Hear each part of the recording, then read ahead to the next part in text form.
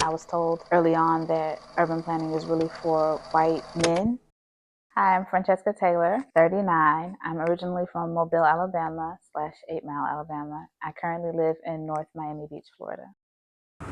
I definitely stumbled into the field of transportation. Originally, I graduated from undergrad and came back home, didn't really have a plan for what I wanted to do, but I was in my neighborhood and kind of examined how the neighborhood that I grew up in looked a little different than the neighborhoods that some of my other friends grew up in. And that just kind of led me on a journey of urban planning. I found a lady who became my mentor. She worked for the city of Mobile, and she told me about zoning codes and land use law and things that I didn't know.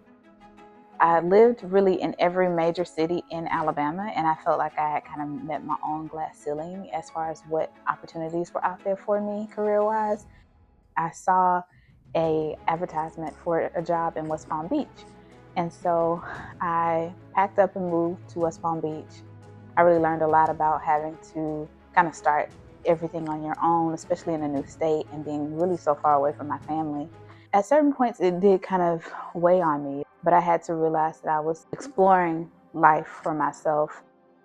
In today's world, it does sometimes feel difficult being a Black woman. When you study urban planning, you'll see that they refer to like these founding fathers of urban planning. They don't talk about the Benjamin Bannekers of the world. They don't talk about the Carter G. Woodsons that did social studies in Philadelphia. So these names don't really get brought up as urban planners. I think that that's part of my role, is to speak up about what our history is, have knowledge about what our history is, teach the next generation about it, and then also try when I can to put my own name in a history book. I don't want to be limited by one version of a story. They have this advanced maternal age at 35.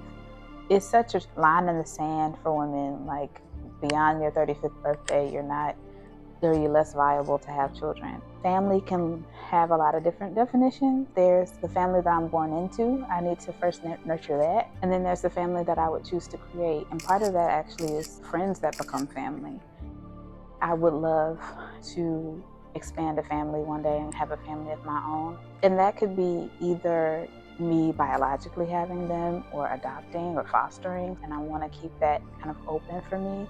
But I also want to listen to what God has to say about what I should be doing and where I am. There's like a different version of my life that I could still live and still be very successful and live an exciting life. I decided to go out to go get something to eat, jump off the side of my porch like I've done 1,000 times, and ended up breaking my ankle in 3 different places. It's been 4 months since my surgery. I've just started walking in the last few weeks. And it's very humbling to have to learn how to walk again. I think that it was God sitting me down and telling me to focus on myself. My life looks different now from when I was 29 and imagined where I would be, and from when I was 19. Some of the things that I thought I would have, we probably don't have, but that doesn't mean that it's not coming, or it could mean it's not for me. I don't think that my 19-year-old version of myself would know all of the opportunities in front of me.